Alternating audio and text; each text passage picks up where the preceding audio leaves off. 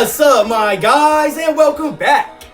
I'm your host, Cody, and this is the Wrestling Report Card. That's right, this is just some terrible YouTube wrestling channel that you unfortunately probably just happened to stumble on. But what we do here is I take a wrestling show, I break down each match, I give it a letter grade. At the end, I tally all them son bitches up to give that show its own report card. So tonight, we're discussing the January 13th edition of Friday Night Smackdown. Not only do we finally hear from Bray Wyatt after 2 long weeks after that attack from Uncle Howdy, in the opening match, we got gold on the line as the Intercontinental Champion Gunther takes on Braun Strowman. Plus, in the main event, you got Kevin Owens going up against his longtime friend, the honorary Uce, Sami Zayn. We got all that, multiple women's matches going on tonight, plus with the build up to the Royal Rumble, which starts the road to WrestleMania, there's a lot to be excited about. So without further ado, buckle up your seatbelts.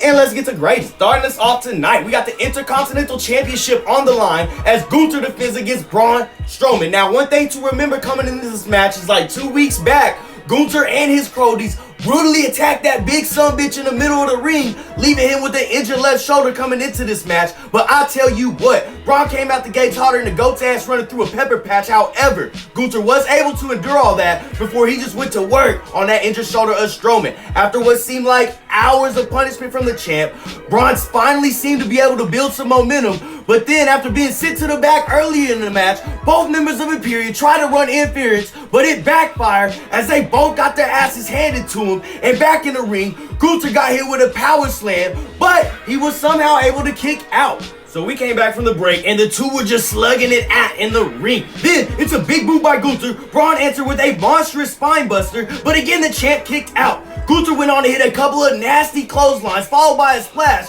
but even all that couldn't keep Strowman down. As Gunther went for yet another splash, Braun met him atop the ropes. Gunther somehow was able to escape. He then picked Braun Strowman off the ropes and powerbombed that big sumbitch back down to the ring for the 1, 2, 3. Now look, that was a little slow to get started, but once it did, it really picked up, my guy. I tell you what, and I also know that Braun kind of botched that ending, but none of us are perfect. I couldn't do a quarter of what those guys do in that ring, so I'm not going to dwell on that. I'm going to give it a B, solid match, and what I'm going to do is enjoy that match. I'm going to grade it, and I'm going to move on, which is exactly what we're going to do, my guy, because next we go backstage, where we got Sami Zayn, who was being Uzi as always, and he was out looking for the bloodline. He found the door. When he knocked on it, out came the wise man, Paul Heyman, who informed him that out of respect, our tribal chief has called off Solo Sikoa and the Usos tonight, so Sami can get the win and prove himself against his old-time pal, Kevin Owens.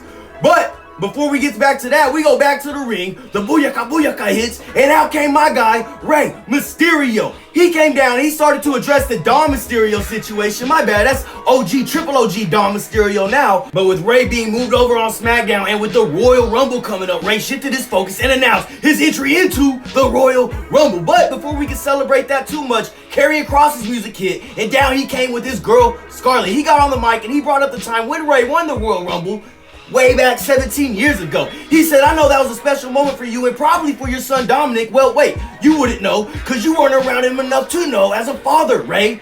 Kross then asked, who are you more ashamed of, Dom, for not turning out to be like you, or yourself for being a failure of a father? By this time, my guy Rey Mysterio had enough, and he came at that sumbitch like a spider monkey, but that damn Jezebel Scarlett got involved, allowing Kross to get the upper hand and the last laugh as he applied his cross-jacket submission on Rey Mysterio, leaving him lifeless in the ring as the two just walked off. Now, for that, I'm going to give it a B, and look, I know Karrion Kross gets a lot of hate on Twitter, trust me, I see it every day, but we got to be honest, man, he really delivered tonight, even though he was out there looking like a door-to-door salesman. We gonna let that slide, because up next, we got some women's action as we got Xia Li taking on Tegan Nox. Now, Xia Li has had Tegan's number as of late, as she was the one who attacked her weeks back. Plus, she did pick up a fairly quick victory over Nox last week in that gauntlet match, and she kept that momentum early on in this match as she was just taking it to her. But when Li missed on her finisher, it allowed Nox to get up, hit her with the world's shiniest wizard, and get the 1, 2, 3 in quick fashion.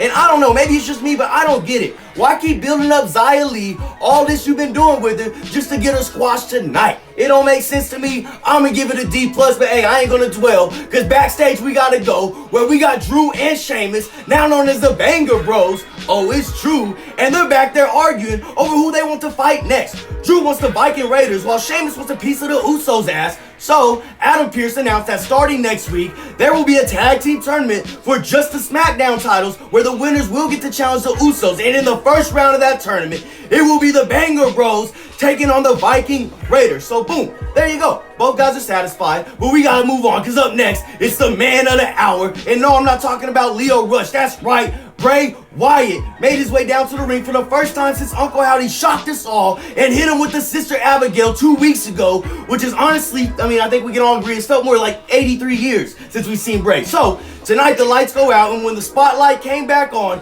all you see in the ring is that infamous rocking chair. So, Bray came over, sat down in it like the good old days, and went on to deliver just another thrilling promo. He said it's time to revel in what he is, and don't forget, I am the eater of worlds, I am the red in a world of black and white, I am Uncle Howdy, I am Bray Wyatt. I may have got that out of order a little bit, don't judge me. He then sends a bone-chilling warning to LA Knight ahead of their pitch black match, shout out Mountain Dew, where Bray claims that he will truly be reborn. Now, I'm not sure exactly what that means. I don't think anyone truly does when it comes to Bray Wyatt until it happens.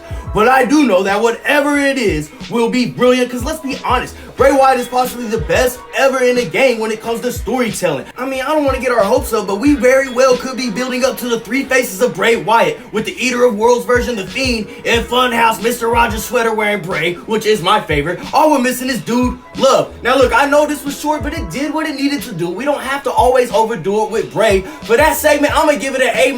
But let's get back into this action. Earlier tonight, during a heated backstage segment between Liv Morgan and Raquel, Liv claimed to get her palm read. So when Raquel went down to look at it, Liv hit her with the Rick James. What did a 5-finger say to the face? Slap!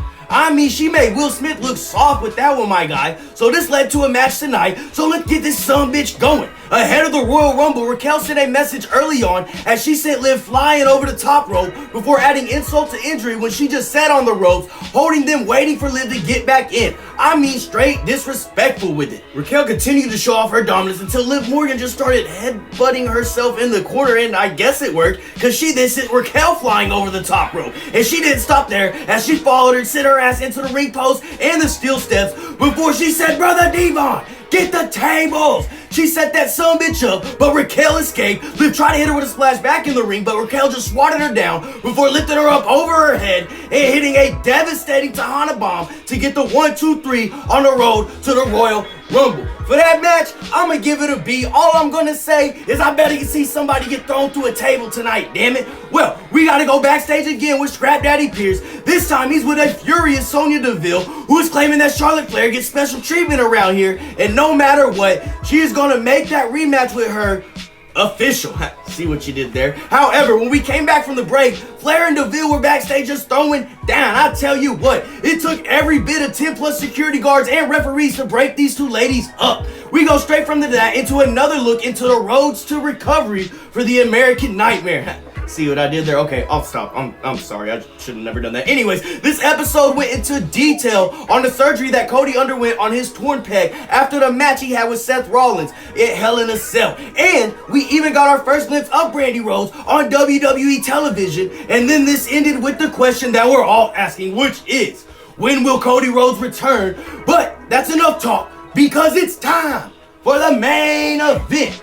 1 week ahead of his contract signing with Roman Reigns for their upcoming title match at the Royal Rumble, Kevin Owens is set to face his longtime pal, the honorary Sami Zayn. And Sami was all over the place early on as he flew over the top rope, hitting KO with a swanton, as well as with that brain buster onto the ring apron, which in the wrestling world is the only surface that's harder than a diamond. Now, Sami remained in control after we came back from the break until KO was finally able to mount some offense and hit him with a frog splash. He tried following that up with his pop-up powerbomb, but Zayn countered, and by God, he hit that sumbitch with that Blue Thunder powerbomb. I tell you what. Now, during the break, Zayn did hit a tornado DDT Li, and when we came back, KO tried to answer with a swanton bomb, but Sami was able to get the knees up. No worries though, because Owens then answered with a beautiful avalanche fisherman suplex. Somehow, Sami was able to answer his own with back-to-back snap suplexes, but as he was setting up for what looked like the haluva kick, which has ended many a matches for him over the years, out came the 3 members of the Bloodline that Paul Heyman specifically promised that Roman Reigns called off for the night.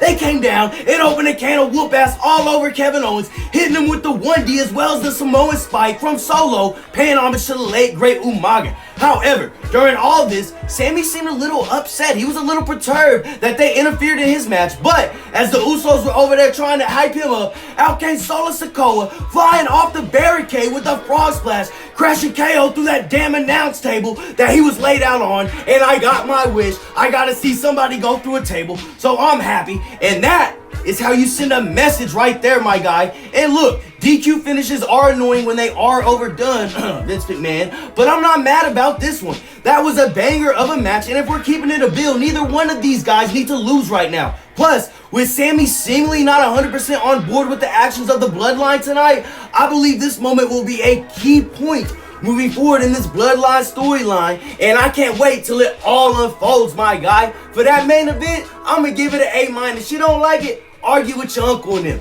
Well, for me, that comes to the end of another episode, and you know the drill. I got all the grades in.